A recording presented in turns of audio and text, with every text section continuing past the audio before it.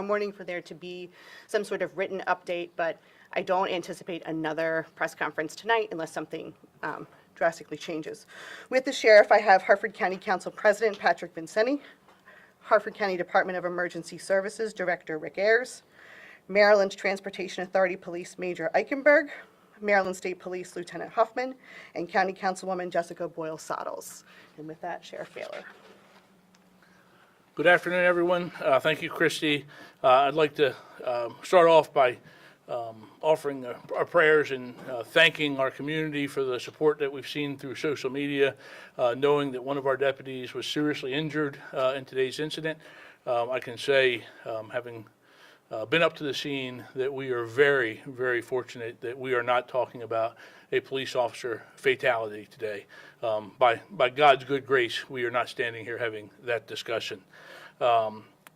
Again, thank our community, everybody. Council President Vincenti was the first to reach out to me, and the Councilwoman Jessica Boyle-Sottles. It's her district where this horrific incident took place today. So in summary, and as Christy said, this is still so very early on. An active investigation. We have investigators at the hospital. We have investigators at Upper Chesapeake Hospital. We have investigators at the scene, at multiple scenes. So it's very fluid. I'm going to try to give you the best of what I have and what we know at this point, with the caveat that it is subject to change depending on the situation. It's all very quick. It's all very early. So earlier today, at around 11:25 a.m., Lieutenant Robert Burgess, who's assigned to our community policing division, was out operating an unmarked unit. He observed a Penske rental truck driving in an erratic and unsafe manner and attempted to conduct a traffic stop on that vehicle up on 136 near Snake Lane, which is up in the Churchville area of the county. The driver immediately fled without giving any indication of stopping, immediately fled the scene. While attempting, or right almost immediately, it was involved in a crash with a U.S. mail truck in the area of 136 Shucks Road, which is south of where the initial observation was. With a U.S. mail truck, there were no injuries in that accident. And a few minutes later, a second collision where that Penske truck struck a passenger vehicle at Carson's Run and Route 22, which is getting closer down to the I-95 interchange, the heat center, that area, if you're familiar with where that is. And I think there were multiple passengers in that car, but there were thankfully also no injuries. The driver then entered I-95 going south at about 11:45 a.m. And Maryland State Police, I believe at that point, joined the pursuit. And at some point, the Maryland Transportation Authority were also there assisting us. The driver continued to drive erratically, going northbound in the southbound lanes. The Lieutenant Burgess observed the vehicle south of 95, and while he was attempting to deploy stop sticks when the vehicle made several swerving movements, striking several other vehicles along 95. I have not heard that there were anyone injured in these other accidents. And they're not accidents. He was intentional with what he was doing, trying to avoid the stop sticks. Came around from the left lane over through traffic to the right side, where he struck the lieutenant as he was out of his vehicle on foot. The vehicle then continued southbound and at some point crossed over to the northbound lanes, where one of our deputies used his vehicle to force the Penske truck off the side of the road. So it went off the right side of the northbound lanes just north of the Maryland House, down over the hill. As our people were able to get to the truck, the driver had exited the vehicle somewhere from the point of being impacted by our police car and running down over the hill, and was on foot. A perimeter was immediately established with all of our allied agencies and partners responding to the scene. And we had two scenes at this point. We had the scene of the bailout and the end of the pursuit just north of the Maryland House off the northbound lanes. And we also had where Lieutenant Burgess was struck north of the Aberdeen interchange in the southbound lanes.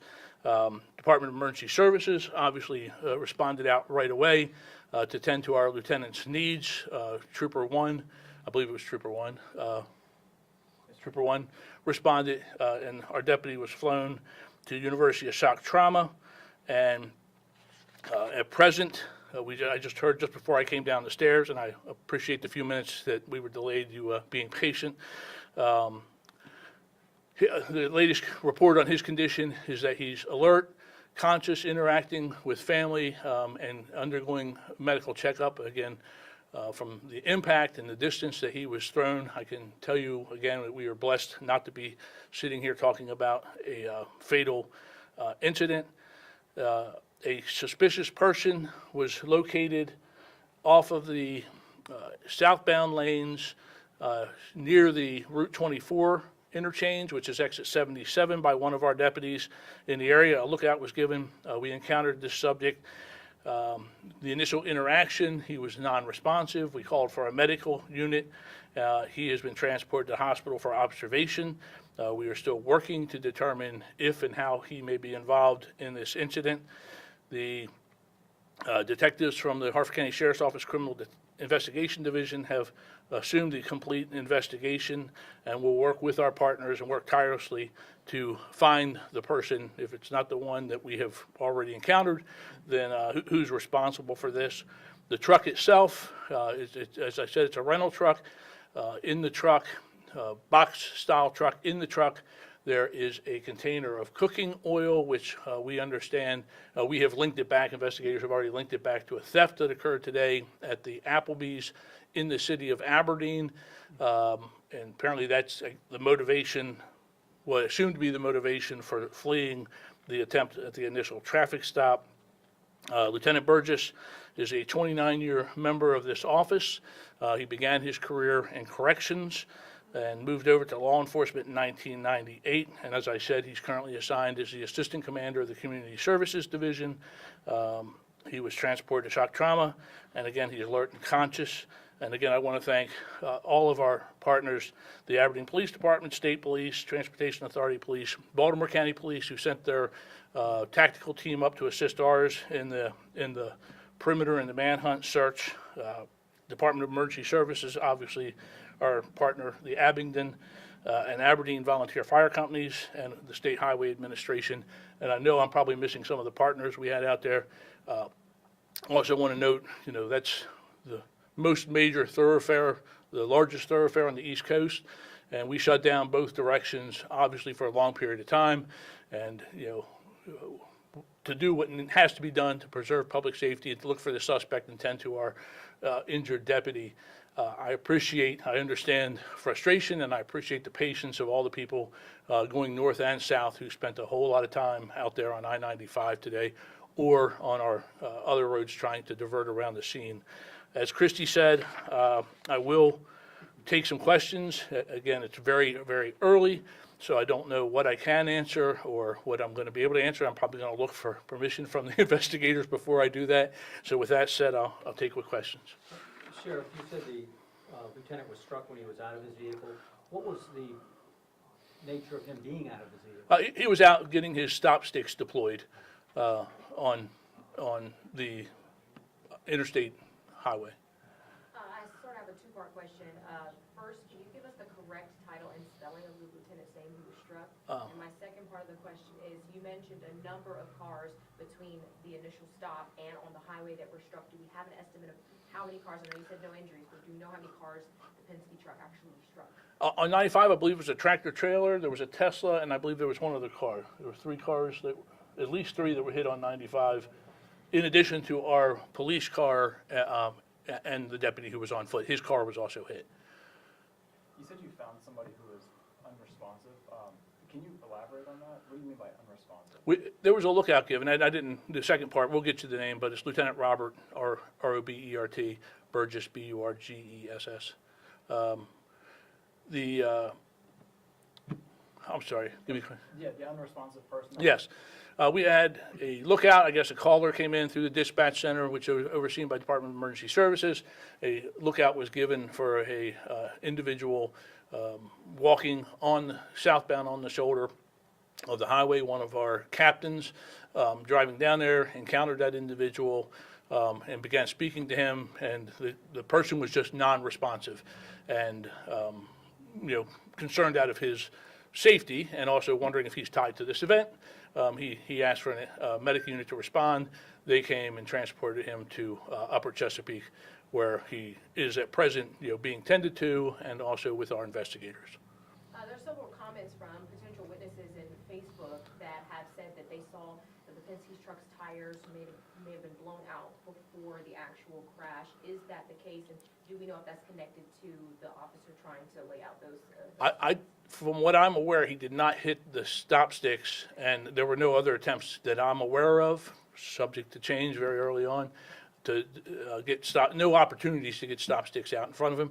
I did hear myself on the radio as we were responding that the truck's tires were gone and he was shredding them coming down the road, coming down southbound in the northbound lanes of 95.